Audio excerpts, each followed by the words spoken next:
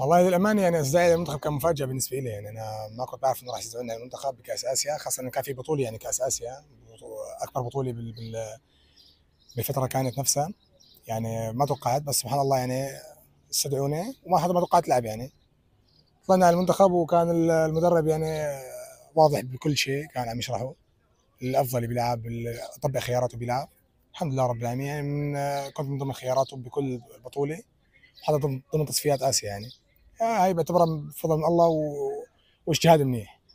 كأول تجربة إلك مع المنتخب، مين كان يعني خلينا نقول الداعم الأول لمحمود مع المنتخب؟ يعني من أفراد المنتخب كنت أنت تستمد قوتك منه.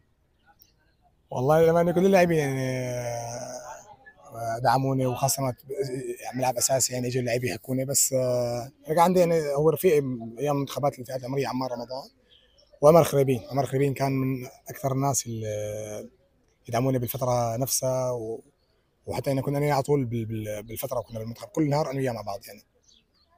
محمود، على صعيد ناديك، شو قدم لك المنتخب إضافة حتى تقدم مع ناديك؟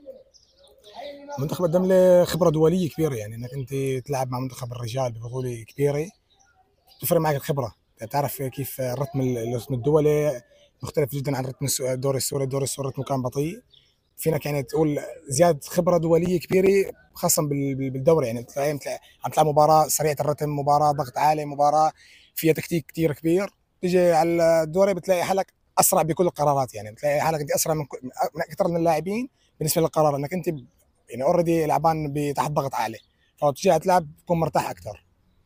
محمود، هذا الموسم مع فريق الكرامة مع الكابتن طارق جبان سمعنا أنه كان في هيك علاقة أخوية بينك وبينه. أه شو قدم لك طارق جبان بهذا الموسم؟ كابتن طارق جبان اول شيء انا بحب اوجه له كثير تحيه. يعني هو هاي السنه فينك تقول خلانا نطلع احسن اللي عنده. يعني هو ان شاء الله في اكثر من هيك بكثير، بس خلانا نطلع الافضل شيء عنده اول شيء بغير مركزه. يعني كابتن طارق هو اللي غير لي مركزه بارض الملعب، يعني من رقم 10 لجناح، وحريه كامله بارض الملعب.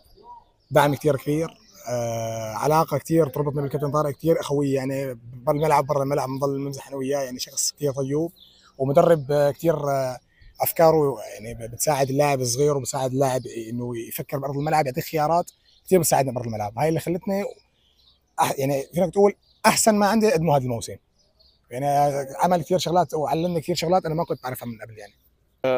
وين رايح محمود الأسود؟ وين بتشوف حالك بالموسم القادم؟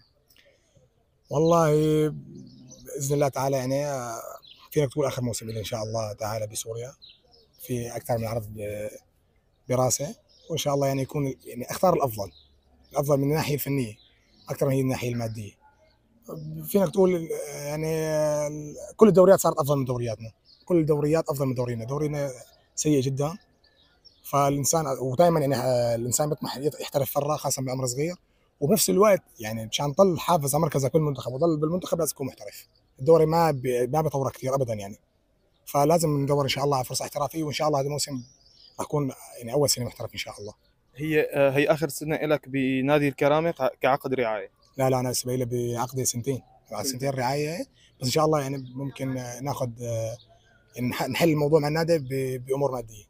والله جمهور كرامي جمهور غالي قلبي، يعني جمهور طيوب، جمهور محب، جمهور عاشق للبطولات. يعني يمكن انا وعيت يعني بعيت على النادي بطولات، بس احنا ما قدرنا نحقق لا بطوله مع النادي، ولا قدرنا نحقق شيء يعني بيسعدهم.